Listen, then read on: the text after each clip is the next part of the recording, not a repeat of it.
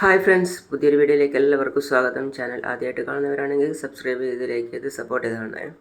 ദമയന്തി അമ്മ ഒരു വഴിപാട് നേർച്ച വെച്ചിട്ട് എല്ലാവരും നേരെ ക്ഷേത്രത്തിലേക്ക് പോവാണ്. ക്ഷേത്രത്തിലേക്ക് പോയപ്പോൾ തന്നെ ഗുരുക്കൾ കണ്ട ഉടനെ ചോദിക്കുകയാണ്, ദമയന്തി അമ്മേ, എന്തൊക്കെയുണ്ട് വിശേഷം? സുഖായിരിക്കുന്നു? അതെ, സുഖായിരിക്കുന്നു. ഗുരുക്കൾക്കോ? അതെ, സുഖാണ്.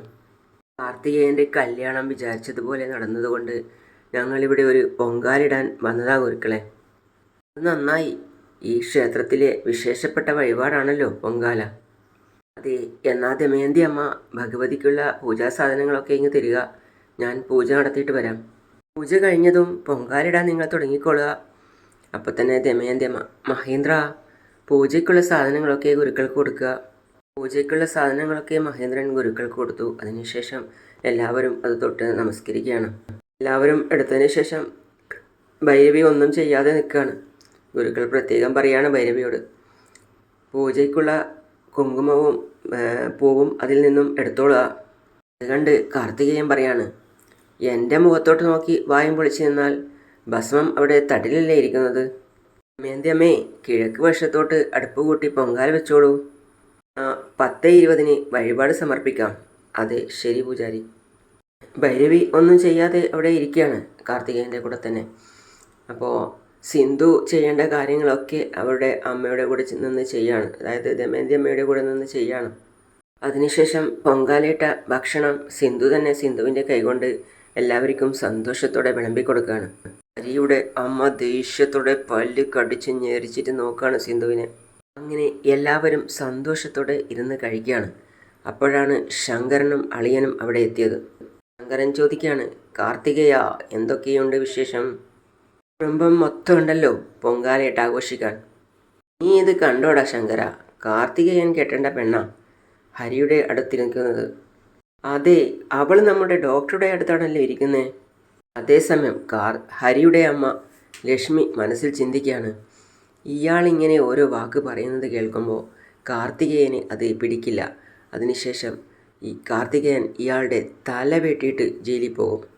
ഇഷ്ടമുണ്ടടാ കാർത്തികേയൻ നിൻ്റെ കാര്യം, കഷ്ടമുണ്ടടാ നിൻ്റെ കാര്യം. നീ കെട്ടേണ്ട പെണ്ണിനല്ലേ നിൻ്റെ അനിയൻ കട്ടുകൊണ്ടുപോയി സീതാദേവി ക്ഷേത്രത്തിൽ വെച്ച് അവളുടെ കഴുത്തിൽ താലി കെട്ടിയത്. എന്നാ ഇതേ തോന്നിയാസം ഇതേ നാട്ടിലെ വേറെ ആരെങ്കിലും കാണിച്ചിരുന്നെങ്കിൽ നീ ഇപ്പോൾ അവനെ ജീവനോടെ ഇവിടെ നിൽക്കാൻ സമ്മതിക്കോ? അല്ല, ഇത്രയും കാലം അങ്ങനെയൊക്കെയാണല്ലോ ഇവിടെ നടന്നിട്ടുള്ളത്. ഇതിപ്പോൾ നിൻ്റെ സ്വന്തം അനിയനായതുകൊണ്ട് നിൻ്റെ നാവ് ഇറങ്ങിപ്പോയടകയാ. എന്നാലും തുണ്ടം തുണ്ടമാക്കി കുഴിച്ച് മൂടണ്ടടകയാ. അയ്യേ, വൃത്തികേട്. സ്വന്തം ചേട്ടൻ നിശ്ചയിച്ച പെണ്ണിൻ്റെ കൂടെ അനിയൻ ജീവിക്കുക എന്നൊക്കെ വെച്ചാ ഇതൊക്കെ എവിടുത്തെ നാട്ടുനടപ്പാ? ഈ ഉപദേശമൊക്കെ നാട്ടുകാർക്ക് മാത്രമല്ലടകയാ. അതും പറഞ്ഞവർ കേനെ കളിയാക്കി ചിരിക്കുകയാണ്. നിൻ്റെ അനിയൻ നിനക്കിട്ട് താങ്ങിയപ്പോൾ അവൻ്റെ ഒരു പൂടയിൽ പോലും നിനക്ക് തൊടാൻ പറ്റിയില്ലല്ലോ. മുരളി, ഇത് നമ്മുടെ കുടുംബകാരിയാണ്. നീ ഇതിനകത്ത് ഇടപെടാൻ വരണ്ട. വായടക്കാൻ ഉദ്ദേശമില്ലെങ്കിൽ രണ്ടെണ്ണത്തിൻ്റെയും കഴുത്തിന് മുകളിൽ തല കാണില്ല, പറഞ്ഞേക്കാം. എടാ കേയാ, തലവെട്ടാൻ നിനക്ക് മാത്രമേ അറിയൂ എന്ന് കരുതണ്ട. ഞങ്ങളുടെ അരിവാലിന് നല്ല മൂർച്ചയുണ്ട്. അത് മാത്രമല്ലടാ, നിന്നേക്കാൾ മൂർച്ചയുള്ള ആൺപിള്ളേരും വേറെയുണ്ട്. അതിനുശേഷം ഹരിയുടെ അച്ഛൻ നിന്നോട് നല്ല രീതിക്ക് തന്നെ പറഞ്ഞതാ. അത് കേൾക്കാൻ നിനക്ക് ഉദ്ദേശമില്ലെങ്കിൽ അടിച്ച് പല്ല് കൊഴിക്കും ഞാൻ. ഇവിടുന്ന്. എടാ ബാലാട്ടി, നീ അവിടെ അടങ്ങിയിരിക്ക്. നീ ഏതാ എന്താന്നൊക്കെ എനിക്കറിഞ്ഞൂടെ. അപ്പോൾ ദമയന്തി അമ്മ പറയാണ്, മഹി, അവന്മാരെന്തെങ്കിലും വേണമെങ്കിൽ പറയട്ടെ. അവന്മാർ മനഃപൂർവ്വം പ്രശ്നം ഉണ്ടാക്കാനായിട്ട് വന്നിരിക്കുക. നമ്മൾ വന്നത് അതിനല്ലല്ലോ. ദൈവത്തെ കാണാൻ വന്നിടത്ത് ഇത്തരം വേണ്ടാത്ത പ്രശ്നങ്ങളുടെ പിറകെ പോകണ്ട മഹി.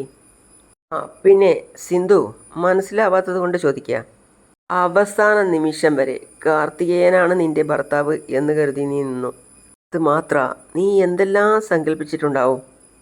പെട്ടെന്ന് നിന്റെ കഴുത്തിൽ ഹരി താലി കെട്ടിയപ്പോൾ പിന്നെ പെട്ടെന്ന് കാർത്തികേയനെ വിട്ടുകളഞ്ഞത്.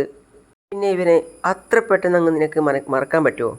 നീ നല്ലവളായിരുന്നെങ്കിൽ ഹരി കൊണ്ടുപോയി നിന്റെ കഴുത്തിൽ താലി കെട്ടിയപ്പോൾ ആ താലി പിടിച്ച് വലിച്ചു കളഞ്ഞിട്ട് എനിക്ക് പറഞ്ഞു വെച്ചത് കാർത്തികേയനെയാ, ഞാൻ കാർത്തികേയനെ വിവാഹം കഴിക്കൂ എന്ന് നിനക്ക് പറഞ്ഞുണ്ടായിരുന്നോ? അത് എന്തുകൊണ്ടാണ് നീ പറയാതിരുന്നത്? എനിക്കറിയാം. കാർത്തികേയൻ ഒരു വേസ്റ്റ് പീസല്ലേ. ഹരിയാണെങ്കിൽ വലിയൊരു ഡോക്ടറും. പിന്നെ ഡോക്ടറുടെ ഭാര്യയാവാം എന്നൊക്കെ വിചാരിച്ച ചെറിയ കാര്യമാ.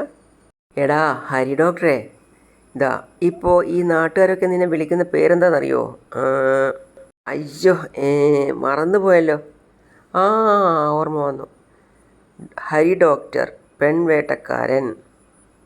അതും കൂടി ആയപ്പോൾ കാർത്തികേയൻ പറയാണ്, മുരളി മര്യാദയ്ക്ക് ഇവിടുന്ന് സ്ഥലം വിട്ടോ, അല്ലെങ്കിൽ നിന്റെ അവസാനമായിരിക്കും ഇന്ന്. എടാ കാർത്തികേയ, നീ കൊല്ലേണ്ടത് എന്നെയല്ലടാ. നീ കെട്ടാൻ വേണ്ടി വാക്ക് കൊടുത്തു വച്ചിരിക്കുന്ന പെണ്ണിനെ നിന്റെ അനിയൻ തട്ടിക്കൊണ്ടുപോയി അവൻ താലി കെട്ടിയില്ലേ, അവനെയാ നീ കൊല്ലേണ്ടത്. അതിനുള്ള ഗട്സില്ല, എന്നിട്ട് എൻ്റെ നേരെ ചാടിക്കടിക്കുന്നോ?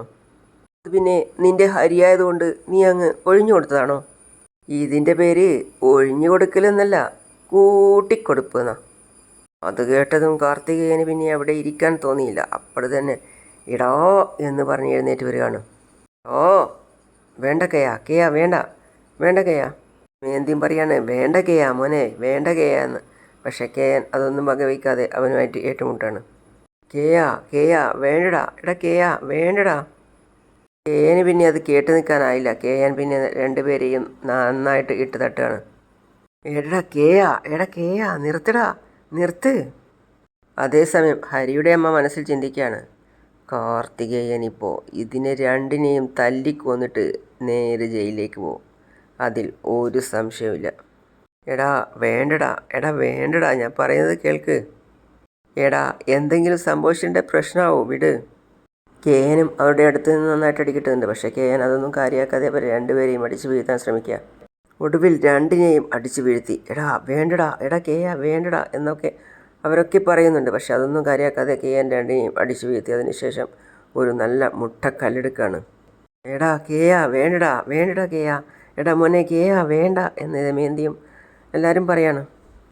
ഇനി നീയൊന്നും ഈ ഭൂമിക്ക് മേലെ വേണ്ടടോ എന്ന് പറഞ്ഞ് മുട്ടക്കല്ലെടുത്ത് വന്നിട്ട് അവൻ്റെ തല തല്ലിപ്പൊളിക്കാൻ പോവാണ്. അപ്പോഴത്തേക്ക് ഹരി ഡോക്ടർ വന്നിട്ട്, എടാ കിയ വേണ്ടടാ എന്ന് പറഞ്ഞ് കല്ല് തട്ടി തെറിപ്പിച്ച് ചാടുകയാണ്. അപ്പോൾ ഹരിയുടെ അമ്മ മനസ്സിൽ ചിന്തിക്കുകയാണ്, ഈ ഹരിക്ക് വേറെ പണിയൊന്നുമില്ലേ, അവൻ കൊല്ലട്ടെ എന്ന് വിചാരിക്കാന്നല്ലാതെ. എടാ കേയ എന്ന് വിളിച്ച് ദമയന്തി അവിടെ വന്നു. ദമയന്തി പെട്ടെന്ന് തന്നെ കേയൻ്റെ ചെകിട്ടത്ത് ഒന്ന് പൊട്ടിച്ചു കൊടുത്തു. എന്തിനാ അവൻ്റെ തലയിലോട്ടിടുന്നത്, എൻ്റെ തലയിലോട്ടിടാ. ആദ്യം എന്നെ അങ്ങ് കൊല്ല്. പൂജയ്ക്ക് വന്ന സ്ഥലത്ത് ഇങ്ങനെയാണോടാ തല്ലുകൂടുന്നേ? അമ്മേ, ഇവൻ നമ്മുടെ കുടുംബത്തെപ്പറ്റി വൃത്തികേട് പറഞ്ഞാൽ അത് കേട്ടുകൊണ്ട് ഞാൻ കയ്യും കെട്ടി നിൽക്കണോ? അവൻ എന്തെങ്കിലും പറഞ്ഞിട്ട് പോട്ടടാ. ഉള്ള കാര്യം തന്നെയല്ലേ അവൻ വിളിച്ചു പറയുന്നത്. നാട്ടുകാരുടെ വായടക്കാൻ നമുക്ക് പറ്റില്ല. അതിനൊക്കെ ഉത്തരം കണ്ടെത്താൻ നിന്നാൽ നമ്മുടെ ജീവിതം തൊലയുന്നത്. അവിടെ അടങ്ങി നിൽക്ക് കേയ എന്ന് പറയാണ് ദമയന്തി. അപ്പോൾ ഹരിയുടെ അമ്മ മനസ്സിൽ ചിന്തിക്കുകയാണ്, ഇനി നിൻ്റെ കേയൻ നീ വിചാരിച്ചെടുത്ത് കിട്ടില്ലടി ദമയന്തി. നീ ഇവിടുന്ന് പോയടാ. എഴുന്നേൽക്ക്, നിങ്ങളൊക്കെ എഴുന്നേറ്റ് പോയേ. എന്തോ നട ഇത്, അമ്പലത്തിൽ വന്നാലും തല്ലുമഴക്കുക. അതിനുശേഷം ഗുരുക്കൾ വന്നിട്ട് രണ്ടുപേരെയും എഴുന്നേൽപ്പിച്ചിട്ട് പറയാണ്, എടാ പോയടാ, നീയൊക്കെ എന്തിനാ ഇവിടെ വന്ന് അടി ചെയ്യുന്നത്?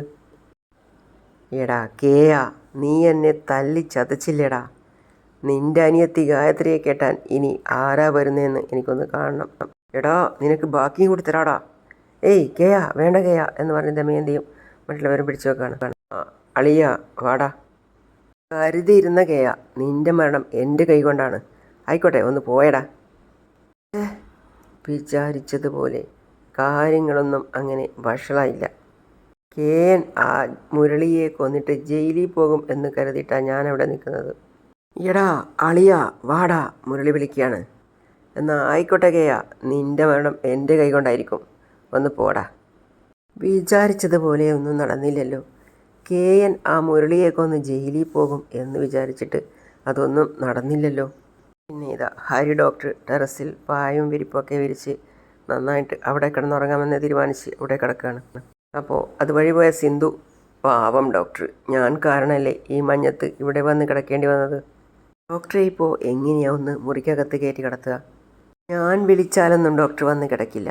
അപ്പോൾ പിന്നെ എന്തെങ്കിലും പണി ഒപ്പിച്ചേ പറ്റൂ. എന്താ ഇപ്പം ചെയ്യാമെന്ന് വിചാരിച്ച് നിൽക്കുമ്പോഴാണ് അവൾ അവിടെ ടെറസിൽ ഒരു മൂലയിൽ പൈപ്പ് കണ്ടപ്പോൾ പൈപ്പും വെള്ളവും ഉണ്ടല്ലോ. അപ്പോൾ അവൾ മനസ്സിൽ ചിന്തിക്കുകയാണ്, ഞാൻ എന്തെങ്കിലും ചെയ്താലല്ലേ പ്രശ്നമുള്ളൂ. ഇതിപ്പോൾ പൈപ്പ് തുറന്നു വെച്ചാൽ വെള്ളം തനിയെ ഒഴുകിപ്പോവുമല്ലോ. തന്നെത്താൻ വെള്ളം ഒഴുകി വന്നാൽ പിന്നെ ഡോക്ടർ എന്ത് പറയും? പിന്നെ അവിടെ വന്ന് ആ മൂലയിൽ പറ്റി നിന്നിട്ട് നേരെ പൈപ്പ് തുറക്കുകയാണ്. പൈപ്പ് തുറന്നിട്ട് വെള്ളം മറിയുന്നത് കണ്ടതിന് ശേഷം അവൾ അകത്തേക്ക് പോവുകയാണ്. ഹരി പെട്ടെന്ന് കണ്ണു തുറന്ന് നോക്കുകയാണ്. അപ്പോൾ നിറയെ ചുറ്റും വെള്ളമാണ്. ഇതെന്താ കഥ? ഇതെങ്ങനെയാണ് ഇവിടെ മൊത്തം വെള്ളം കയറിയത്? എന്തായാലും ഡോക്ടർക്കിപ്പോൾ അകത്ത് വന്നല്ലേ ശരിയാവും. ആ ഡോക്ടർ അങ്ങനെ വെള്ളത്തിലാണല്ലോ ഉള്ളത്.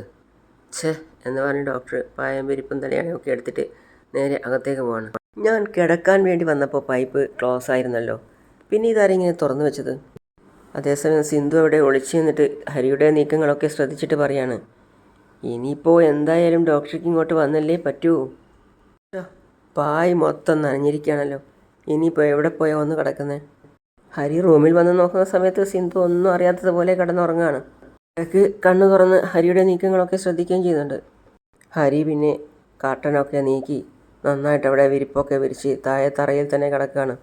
അപ്പോഴാണ് ഭൈരവിക്ക് പിറ്റേന്ന് കാലത്ത് തന്നെ ഒരു കോൾ വരുന്നത്. Bhairavi, this is Bhaskar from Bangalore ISR. Sir. Sir, Bhairavi here. നിങ്ങൾ ഇൻ്റർവ്യൂവിൽ പാസ്സായിരിക്കുന്നു. But now selected. നിങ്ങളെ സെലക്ട് ചെയ്തിരിക്കുന്നു. സിന്ധുവിന് അദ്ദേഹം വിളിച്ചതുകൊണ്ട് എന്തെന്നില്ലാതെ സന്തോഷം തോന്നാണ്. അദ്ദേഹം എല്ലാം പറഞ്ഞതിന് ശേഷം പറയാണ്, wish you all the best. Thank you sir, thank you എന്ന് പറഞ്ഞ് അവൾ താഴേക്ക് ഓടിപ്പോവാണ്. അതിനുശേഷം അവൾ ചിന്തിക്കുകയാണ്, ISROയിലൊക്കെ ജോലി കിട്ടിയിട്ട് എന്താ കാര്യം? ഇയാൾ പോകാൻ അനുവദിക്കുമോ? എനിക്ക് പോകാനായിട്ട് ഇപ്പോൾ ഇയാളെ അനുവാദം എന്തിനാ? പിന്നെ എല്ലാവർക്കും കാപ്പി ഒഴിച്ച് സിന്ധു വരികയാണ്. ദമയന്തിയമ്മേ കാപ്പി. പിന്നെ അവിടെ ടേബിളിൽ ഇരുന്നു കൊണ്ട് എല്ലാവരും കാപ്പി കുടിക്കുകയാണ്.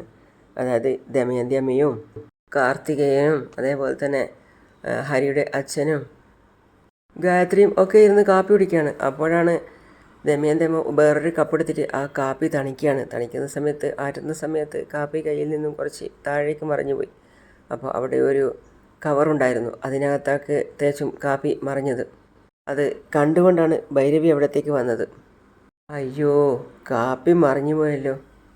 കാപ്പി മറിഞ്ഞത് കാരണം ആ കവറെടുത്തിട്ട് ദമയന്തി അമ്മ കാപ്പിയൊക്കെ തുടക്കുകയാണ്. അയ്യോ, ഇനി എന്താ ചെയ്യാൻ, കാപ്പി മറിഞ്ഞു പോയല്ലോ. മോളെ ജുബി, ദമയന്തി അമ്മേ കാപ്പി മറിഞ്ഞു പോയി മോളെ. നീ ഒരു തുണി എടുത്തുകൊണ്ട് വന്നേ, ദേ ഇപ്പോൾ കൊണ്ടുവരാം. എൻ്റെ ഈശ്വര, എൻ്റെ അപ്പോയിൻമെൻറ്റ് ഓർഡറിലല്ലേ കാപ്പി മറിഞ്ഞത്. അപ്പോൾ തന്നെ ദേഷ്യത്തോടെ ഭൈരവി മനസ്സിൽ ചിന്തിക്കുകയാണ്, എൻ്റെ ഈശ്വര, എൻ്റെ അപ്പോയിൻമെൻറ്റ് ഓർഡറിലല്ലേ കാപ്പി മറിഞ്ഞത്. അപ്പം തന്നെ അവൾ ഓടി അരികിലെത്തിയിട്ട് പറയാണ്, അയ്യോ, നിങ്ങൾക്കെന്താ തലയ്ക്ക് സുഖയില്ലേ? നിങ്ങൾക്കെന്താ കണ്ണ് കണ്ടൂടെ? അതിങ്ങോട്ട് തന്നെ. പോയി, എല്ലാം പോയി. ആറ്റ് നോറ്റ് കാത്തിരുന്ന അപ്പോയിൻമെൻറ്റ് ഓർഡറാ. അത് കാപ്പിക്കകത്ത് മുക്കിക്കളഞ്ഞല്ലോ. അതിരിക്കട്ടെ, എനിക്ക് വന്ന കൊറിയർ എന്തിനാ നിങ്ങൾ വാങ്ങിച്ചേ? അതിനുള്ള അധികാരം ആരാ നിങ്ങൾക്ക് തന്നത്? ദമയന്തി അമ്മ എന്ത് പറയണമെന്നറിയാതെ അവിടെ നിൽക്കുകയാണ്. വിവരമില്ലാതെ വാങ്ങിച്ചു വെച്ചോന്നിരിക്കട്ടെ, അത് നേരിൽ കൊണ്ടുവന്ന് എൻ്റെ അടുത്ത് തരാനുള്ള ബുദ്ധി പോലും നിങ്ങൾക്കില്ലല്ലോ. സിന്ധു അവിടെ നിന്ന് ചിന്തിക്കുകയാണ്, അയ്യോ ഭൈരവി. അപ്പോൾ ഭൈരവി കയ്യിൽ തന്നുമില്ല, അവിടെ ഡൈനിങ് ടേബിളിൽ വെച്ച് കാപ്പിയും മറിച്ചു. ഭൈരവി, മോളൊന്ന് അവിടെ നിൽക്ക്. പൂജാമുറിയിൽ പോയിട്ട് ആ അപ്പോയിൻമെൻറ്റ് ഓർഡർ എടുത്തിട്ട് വരികയാണ്. മോളെ, നിനക്ക് വന്ന കൊറിയർ ഇതാ. എൻ്റെ കയ്യിലിരിക്കുന്നത് കേന് വന്ന കൊറിയറാ. അത് കേട്ട് ഭൈരവി ഞെട്ടാണ്. രാവിലെ ഇതങ്ങോട്ട് തരാൻ ഞാൻ അങ്ങോട്ട് വന്നിരുന്നു, നീ അപ്പോൾ ഉറക്കം വരുന്നുണ്ട് ഞാൻ നോക്കിയപ്പോൾ, അതുകൊണ്ട് പിന്നെ രാവിലെ തരാം എന്ന് വിചാരിച്ചാൽ ഇവിടെ കൊണ്ടുവന്ന് വെച്ചത്. കാർത്തികേയന് വന്ന കൊറിയർ എൻ്റെ അപ്പോയിൻമെൻറ്റ് ഓർഡറാണെന്ന് ഞാൻ കരുതി. ഞാനിവരെ വേണ്ടാത്തതൊക്കെ പറഞ്ഞു. സോറി, തെറ്റിദ്ധരിച്ച് ഞാൻ എന്തൊക്കെയോ പറഞ്ഞു. കുഴപ്പമില്ല മോളെ, നീ പോയിക്കോ. ഭൈരവി നേരെ അവരുടെ കയ്യിൽ നിന്നും ആ കൊറിയറും വാങ്ങിച്ചിട്ട് മുകളിലേക്ക് പോവാണ്. അപ്പോൾ ദേഷ്യത്തോടെ അതിൻ്റെ പിന്നാലെ തന്നെ കേനും പോവാണ്. അതിൻ്റെ പിന്നാലെ സിന്ധുവും മുകളിലേക്ക് കയറി പോവാണ്. അങ്ങനെയാണ് ഇന്നത്തെ ഭാഗം അവസാനിക്കുന്നത്. അടുത്ത പുതിയ വിശേഷമായിട്ട് വീണ്ടും കാണാം. See you all.